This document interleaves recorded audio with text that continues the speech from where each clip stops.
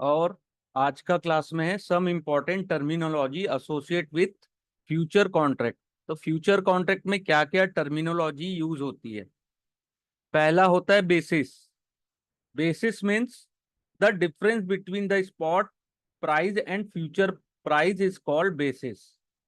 If the future price is greater than spot price तो basis क्या होगा? Basis for the assets is negative. Similarly अगर spot price greater than future price, जो spot price है वो future price से great ज्यादा बड़ा होगा तो basis for assets is positive.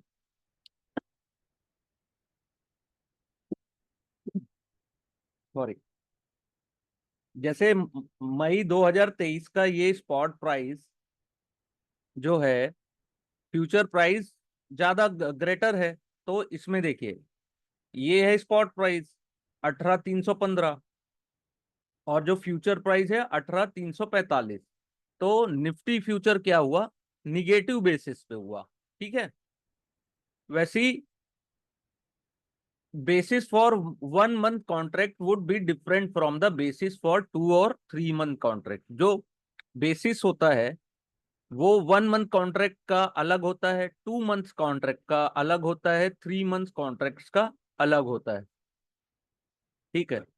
Definition of basis is incomplete until we define the basis vis vis of future contract. ठीक है। Basis for 1 month contract, basis for 2 month contract. It is important to understand the difference in the basis of 1 month future contract and 2 month future contract should be essential to equal to the cost of carrying the underlying asset between first and second month. Indeed, this is the fundamental principle of linking various future and underlying cash market price together। अब ऐसा क्यों होता है? क्योंकि cost and carry का भी charges underlying assets जो futures के जो कॉन्ट्रैक्ट्स हैं उसमें ऐड किए जाते हैं। ठीक है। इसलिए थोड़ा सा डिफरेंस 1 मंथ कॉन्ट्रैक्ट का, 2 मंथ का और 3 मंथ का थोड़ा सा डिफरेंस होता है। ठीक है। During the life of the contract the basis में बिकम निगेटिव और positive as there is a movement in future price और स्पॉट प्राइस। ठीक है। जो कॉन्ट्रैक्ट अपन खरीदते हैं उसमें बेसिस क्या होता है, कभी निगेटिव भी होता है और कभी पॉजिटिव भी हो जाता है। ठीक है। ऐसा क्यों होता है? जो स्पॉट प्राइस और फ्यूचर प्राइस का मूवमेंट होता है ना, उसके कारण ऐसा होता है। ठीक है। वाट एवर द बेसिस पॉजिटिव और निगेटिव, जो मेच्योरिटी वाला दिन होता है ना, मेच्योरिटी जिस दिन होगी फ्यूचर कॉन्ट्रैक्ट की या एक्सपायरी डे जो बोलते हैं ना अपन, उस दिन दोनों का जो डिफरेंस है वो जीरो हो जाता है। ठीक है। There should be no difference between future price and spot price at the time of maturity और एक्सपायरी ऑफ कॉन्ट्रैक्ट। ठीक है। दोनों में कोई डिफरेंस नहीं रहेगा मेच्योरिटी और एक्सपायरी वाले दिन। ठीक है। This happen because final settlement of future contract on last trading take place at closing price of underlying assets. ऐसा क्यों होता है? क्योंकि जो फ्यूचर कॉन्ट्रैक्ट्स है उसका सेटलमेंट क्लोजिंग प्राइस जो है अंडरलाइंग असेट्स का, ठीक है, उसी के अकॉर्डिंग होता है। इसलिए दोनों का जो डिफरेंस होता है वो जीरो हो जाता है। ठीक है सर, यहां तक समझ में आया सर? बेसिस क्या होता है? Future and spot price. जैसे अभी निफ्टी कैश में क्या रेट चल रहा है और उसका 1 मंथ का फ्यूचर प्राइस, वो दोनों को देखिएगा तो उसका जो डिफरेंस है अगर वो निगेटिव में है यानी कि फ्यूचर फ्यूचर जो कॉन्ट्रैक्ट है उसका प्राइस ज्यादा है। अगर पॉजिटिव में है यानी कि जो कैश कैश का जो प्राइस है निफ्टी का वो ज्यादा है। ठीक है। यहां तक समझ में आया सर?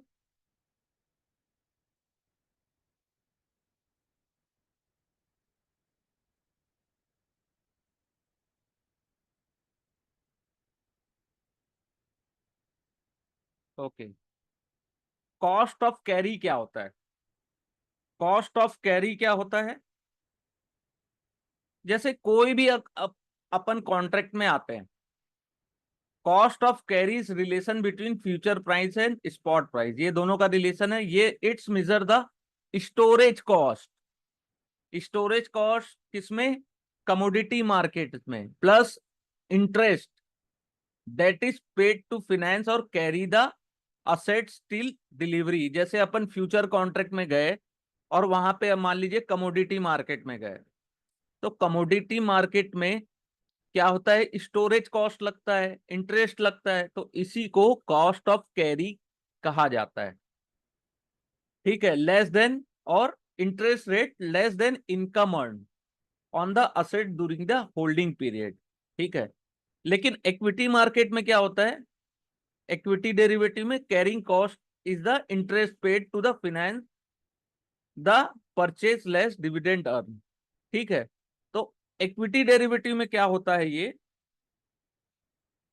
आप समझिएगा कि इक्विटी में जो इंटरेस्ट अपन पेड करते हैं, ठीक है, to finance the purchase less dividend earn, तो ये एग्जांपल जैसे बताया है इसको देखिएगा। कमोडिटीज में स्टोरेज कॉस्ट भी लगता है प्लस इंटरेस्ट लगता है, लेकिन इक्विटी में केवल इंटरेस्ट पेड होता है, कॉस्ट एंड कैरी जो चार्ज है केवल इंटरेस्ट का लगता है।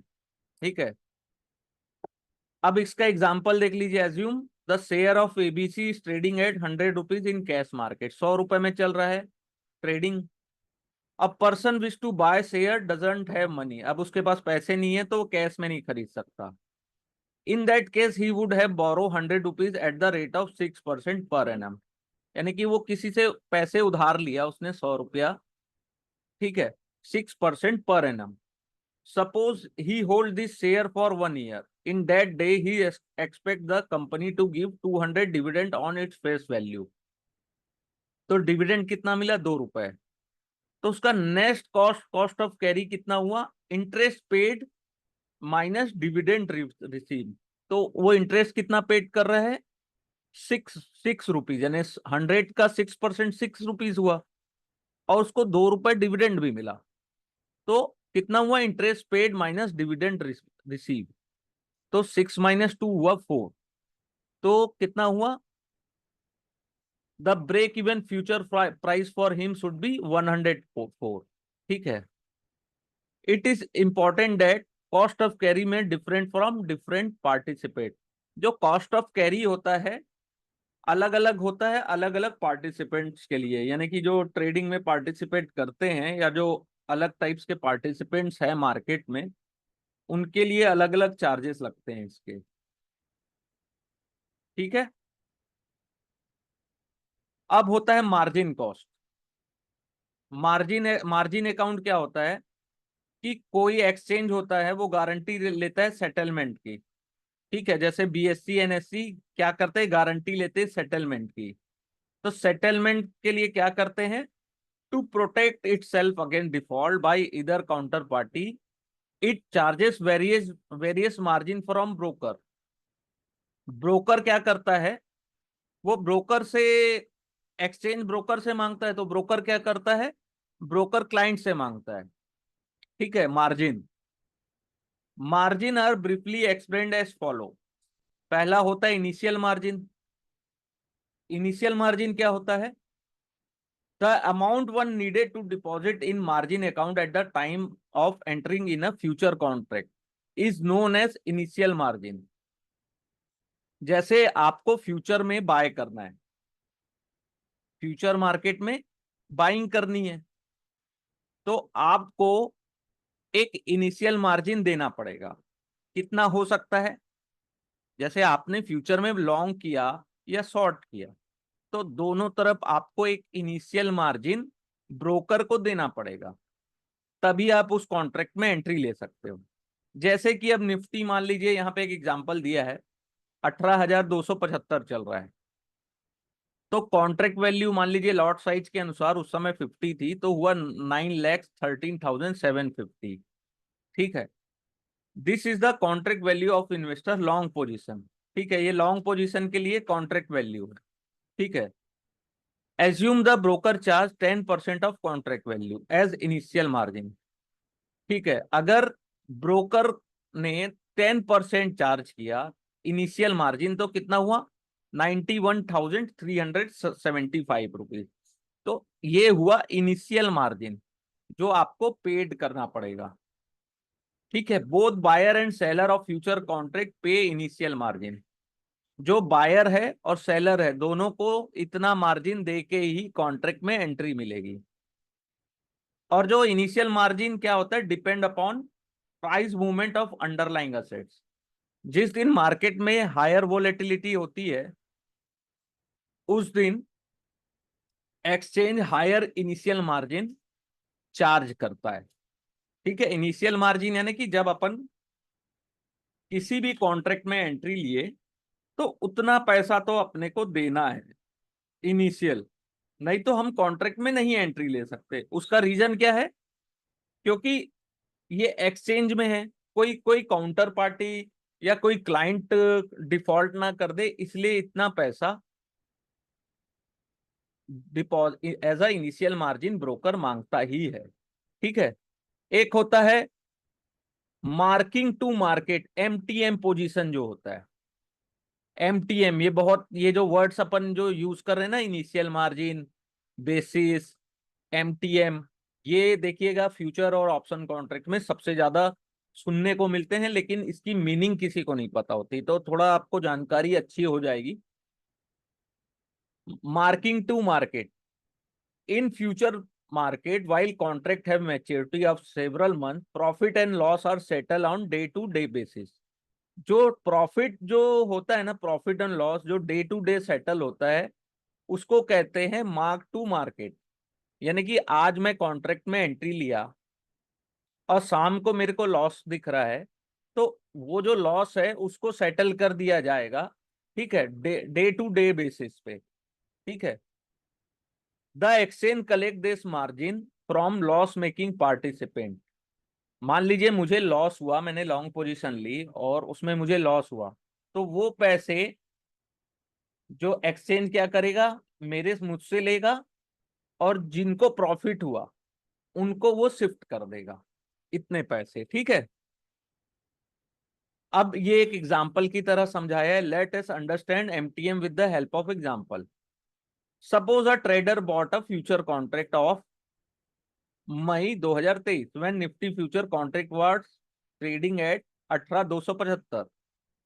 तो ही पेड इनिशियल मार्जिन 91,000, जैसा अपन ने ऊपर कैलकुलेट किया था 91,375। At the end of the day Nifty future contract close eight 18,345। अभी क्या चल रहा था, 18,275, और अभी क्या चल रहा है, 18,345। मीन्स अगर मैं लॉन्ग पोजीशन में हूं तो मुझे 70 पॉइंट्स का प्रॉफिट हुआ। ठीक है, दस the trader MTM gain for the day was 70 rupees. तो 70 × 50 का उस समय लॉट साइज था, तो कितना प्रॉफिट हुआ, 3525। तो दिस मनी, ये जो मनी है मेरे अकाउंट में क्रेडिट हो जाएगा। जो नेक्स्ट डे मेरी पोजीशन शुरू होगी वो 18,345 से शुरू होगी। ठीक है, इतना पैसा मेरे अकाउंट में क्रेडिट हो जाएगा। ठीक है, जो मेरा ट्रेडिंग अकाउंट है उसमें। ठीक है सर। अब होता है अगला जो है ओपन इंटरेस्ट।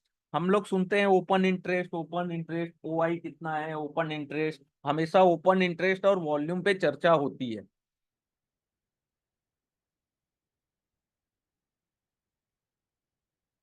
तो ओपन इंटरेस्ट क्या होता है, the open interest is the total number of contract outstanding for a underlying assets. यानी कि एक दिन जो ट्रेड हो रहा है उसमें एक दिन में यानी कि ओवरऑल कितने कॉन्ट्रैक्ट आउटस्टैंडिंग है जिन्होंने अपनी पोजीशन अभी तक स्क्वायर ऑफ नहीं की है या एग्जिट नहीं किया है, उसको बोलते हैं ओपन पोजीशन। तो उसी को बोला जाता है, जितने लोगों ने अपने कॉन्ट्रैक्ट अभी भी सेटल नहीं किए हैं उनको बोलते हैं ओपन इंटरेस्ट। तो it is important to understand that number of long future as well as number of short future is equal to the open interest. ठीक है, किसी ने एक एक लॉन्ग किया है और एक शॉर्ट किया है, तो टोटल ओपन इंटरेस्ट 1 होता है ये। ठीक है, only one side of the contract is consider while calculating mentioning open interest. The level of open interest indicate depth of the market.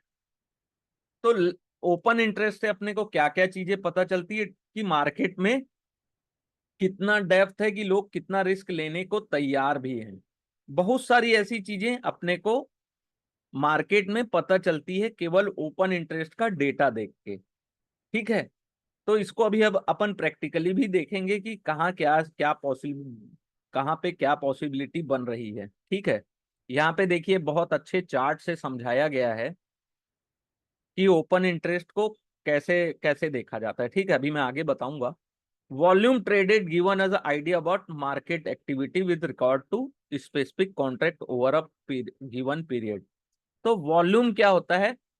Market की एक्टिविटी बताता है कि कितने ट्रेड हुए स्पेसिफिक कॉन्ट्रैक्ट के स्पेसिफिक टाइम में। Volume over a day, over a week, month और over entire life of the contract, ये सब चीजें देखा जाता है। ठीक है, अब यहाँ पे देखिए बढ़िया चार्ट से बताया है कि मार्च एक मार्च को ए जो पार्टी है वो 50 कॉन्ट्रैक्ट शॉर्ट करते हैं, और बी जो है उसी कॉन्ट्रैक्ट को लॉन्ग करते हैं 50 कॉन्ट्रैक्ट। तो ओपन इंटरेस्ट कितना खड़ा हुआ? 50, टोटल 50, नॉट 100। एक उसी को शॉर्ट कर रहा है और बी उसी को लॉन्ग कर रहे हैं, तो टोटल 50 हुए। अब दो मार्च को she goes long in 100 contract. ठीक है, एक स्पेसिफिक कॉन्ट्रैक्ट है उसमें she goes long on 100 contract, और डी क्या करते हैं? सी डी गो शॉर्ट इन 100 कॉन्ट्रैक्ट। तो टोटल कितने ओपन इंटरेस्ट हो जाते हैं? लास्ट डे 50 रहता है और आज टोटल 100। तो O I increase to 150 as new long and short position are created. तो ट्रेडिंग वॉल्यूम कितना हुआ? 100। ठीक है, अब मार्च 3 को क्या होता है? एक close short position by buying back 50 contract. तो ए ने क्या किया? शॉर्ट पोजीशन को क्लोज कर लिया आपने, और ई जो पार्टी है उसने 50 कॉन्ट्रैक्ट शॉर्ट किया। तो कैसे हुआ? ओ आई रिमेनिंग एट 150 बिकॉज ए ने अपनी शॉर्ट पोजीशन को ई के शॉर्ट पोजीशन से रिप्लेस कर लिया। तो टोटल वॉल्यूम कितना हुआ? 50, और ओपन इंटरेस्ट टोटल 150 ही रहा। ठीक है, ये बहुत इंपॉर्टेंट चीज है, इसको अच्छे से देखिएगा। ये प्रैक्टिकली भी बहुत काम आएगा और एग्जाम के पर्पज से भी बहुत इंपॉर्टेंट है। ठीक है, अब मार्च 4 को क्या हुआ? C close long position by selling 100 contracts and D close short position by buying back 100 contract. तो सी ने अपनी लॉन्ग पोजीशन को क्लोज किया और डी ने भी अपनी शॉर्ट पोजीशन को क्लोज किया। ठीक है, तो O I falls to 50 as existing long and short positions are close. ठीक है, तो ओपन इंटरेस्ट क्या है? 0 हो गया, क्योंकि इन्होंने सबने अपनी पोजीशन स्क्वायर ऑफ कर ली। तो यहां पे कितना था? 50 बचा था। तो O I fall to 50 as existing long and short position are close. ठीक है, ऐसे इस चार्ट को एक बार और अच्छे से देखिएगा। ठीक है, बहुत इंपॉर्टेंट है, इससे मार्केट में किसी भी स्टॉक में कौन कैसी पोजीशन लेके बैठा है बहुत अच्छे से पता चल जाता है। और फ्यूचर कॉन्ट्रैक्ट्स में ही ये ओपन इंटरेस्ट मीनिंगफुल है। तो अगर कोई फ्यूचर में ओपन इंटरेस्ट लेके खड़ा है, यानी कि वो कैश मार्केट से ज्यादा रिस्क लेके खड़े हैं, ये चीज समझिएगा। मार्केट में आपको बहुत बढ़िया नॉलेज मिलेगा केवल ओपन इंटरेस्ट देखने से सर। अगर नहीं समझ में आया तो प्लीज एक बार मुझसे पूछ सकते हैं, मैं दोबारा बताने के लिए तैयार हूं। यहां तक क्लियर हुआ सर ये ओपन इंटरेस्ट का कॉन्सेप्ट?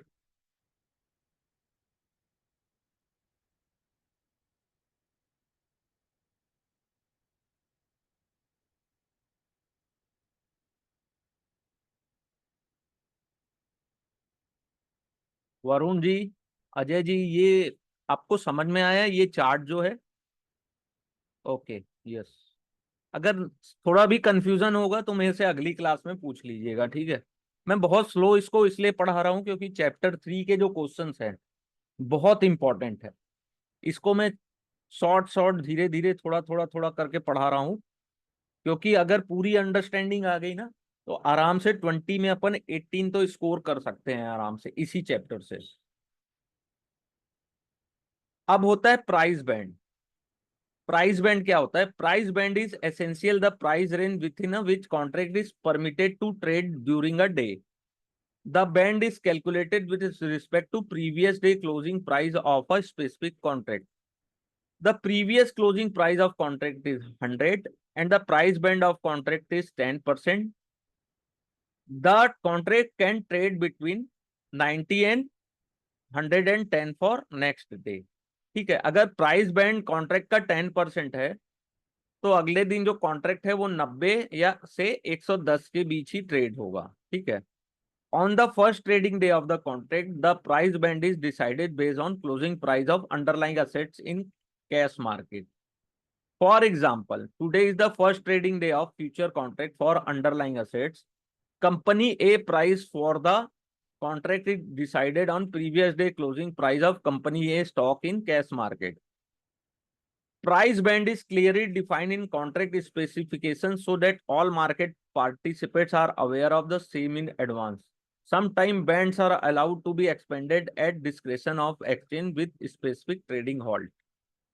तो प्राइस बैंड होता है, हमेशा याद रखिएगा। मान लीजिए आज मार्केट कोई भी स्टॉक 100 रुपया में क्लोज हुआ तो उसका 10% प्राइस बैंड है, तो वो 10% 90 से 110 के बीच ही ट्रेड लेगा। या तो अगर वो 10% नीचे गया तो 90, वहां पे वो हॉल्ट भी हो सकता है। या 110 गया तो वहां देखते हैं ना हम लोग कई बार कि मार्केट में वो स्टॉक में सर्किट लग जाता है, तो वही प्राइस बैंड कहलाता है। ठीक है, बहुत इंपॉर्टेंट चीज है, बहुत सारी चीजें इसमें मार्केट में देखने को मिलती है। ठीक है, ये प्राइस बैंड होता है। कई तो शेयर्स अपन ने जैसे आप नॉर्मल देखते हैं 5% का प्राइस बैंड होता है, या तो 5% नीचे जाता है या तो 5% वो ऊपर ट्रेड करता है। अपर सर्किट लगती है ना कई तो छोटे मोटे स्टॉक्स में। अपन यहाँ पे छोटे मोटे स्टॉक्स की नहीं, हम अब फ्यूचर कॉन्ट्रैक्ट की बात कर रहे हैं, तो इसमें 10% का एक एग्जाम्पल के तौर पे बताया है। लेकिन फ्यूचर कॉन्ट्रैक्ट्स में 20% 30% का भी प्राइस बैंड होता है, और कई बार तो 40% भी एक दिन में जो फ्यूचर में ट्रेडिंग स्टॉक्स होते हैं वो 40% भी गिरते हैं।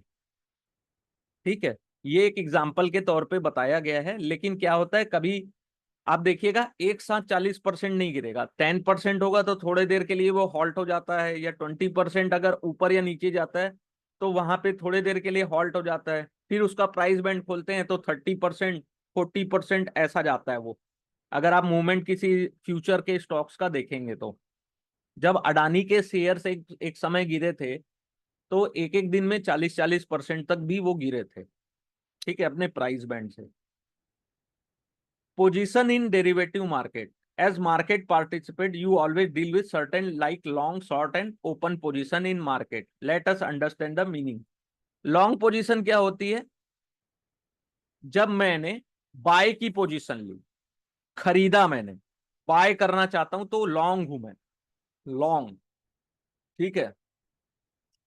If mister X buy 5 contract on Sensex future, then he would be long for 5 contract of Sensex. ठीक है, अगर उसने 5 कॉन्ट्रैक्ट सेंसेक्स फ्यूचर के बाय किए हैं तो, अगर उन्होंने 4 कॉन्ट्रैक्ट निफ्टी के बाय किए हैं तो वो he has a long position in 4 contracts of Nifty. 4 contract Nifty के लॉन्ग में। शॉर्ट यानी कि अपन ने सेल पोजीशन लेके रखी है, मंदी की पोजीशन, आउटस्टैंडिंग और या अनसेटल्ड पोजीशन है ना, ये याद रखिएगा।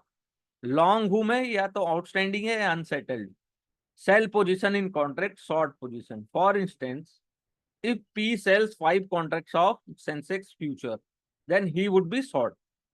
और mister Q sell 4 contracts of Nifty future, तो वो 4 कॉन्ट्रैक्ट निफ्टी फ्यूचर्स के शॉर्ट में है। ठीक है। ओपन पोजीशन क्या होती है? Outstanding unsettled. आउटस्टैंडिंग है, अनसेटल्ड है, ओपन है ये। ठीक है, आइदर लॉन्ग में या short position in various derivative contract is called open position. If X, एक एग्जांपल है, एक्स नाम का इंसान है, उसने 5 कॉन्ट्रैक्ट इन्फोसिस के शॉर्ट किए हैं और 3 कॉन्ट्रैक्ट्स रिलायंस के लॉन्ग किए हैं। तो he said to be having open position, ये इनकी ओपन पोजीशन है कि 5 कॉन्ट्रैक्ट इन्फोसिस के उन्होंने शॉर्ट किए हैं और 3 कॉन्ट्रैक्ट रिलायंस के लॉन्ग किए हैं, which is equal to short on 5 contract of Infosys and long on 3 contract of Reliance. इनकी ये ओपन पोजीशन है। नेक्स्ट डे क्या करते हैं, he buys 2 Infosys contract of same maturity. 5 उन्होंने शॉर्ट किए थे तो उसमें से 2 को उन्होंने बाय कर लिया। तो अब उनकी ओपन पोजीशन क्या हुई, short on 3 Infosys contract and long on 3 Reliance contract. ये इनकी ओपन पोजीशन अब हुई।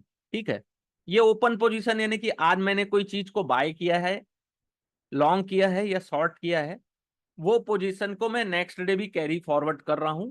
और नेक्स्ट डे मैंने क्या किया, तो इन्फोसिस के 2 कॉन्ट्रैक्ट को मैंने वापस खरीद लिया।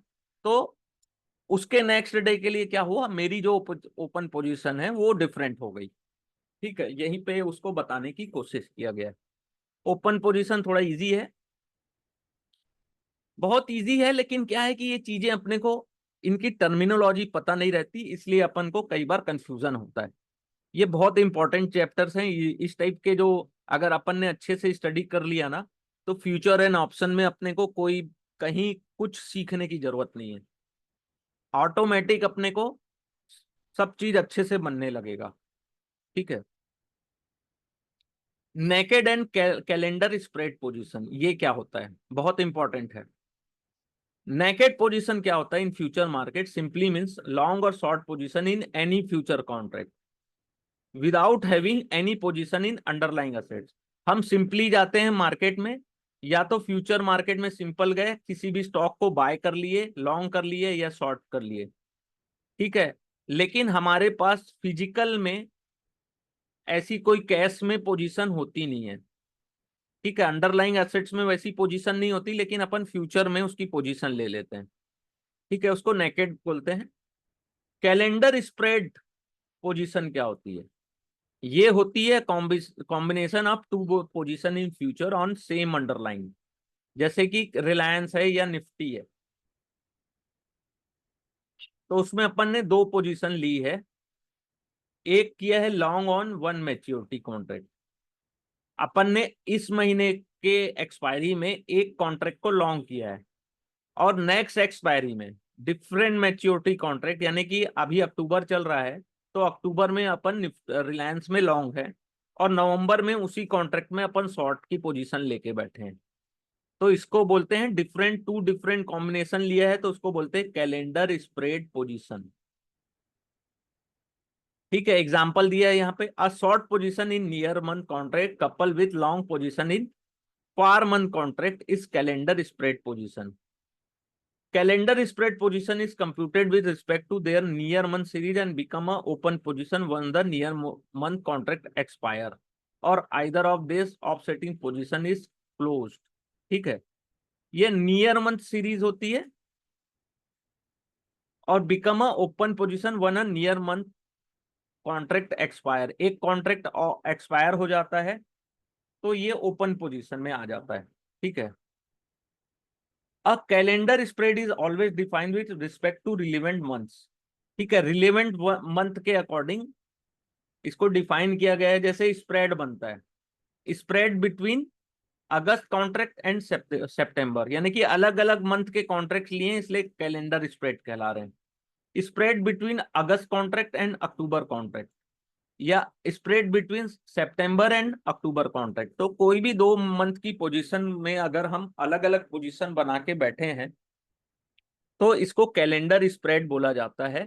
इसको याद रखिएगा, इससे क्वेश्चंस आते हैं, बहुत इंपॉर्टेंट है।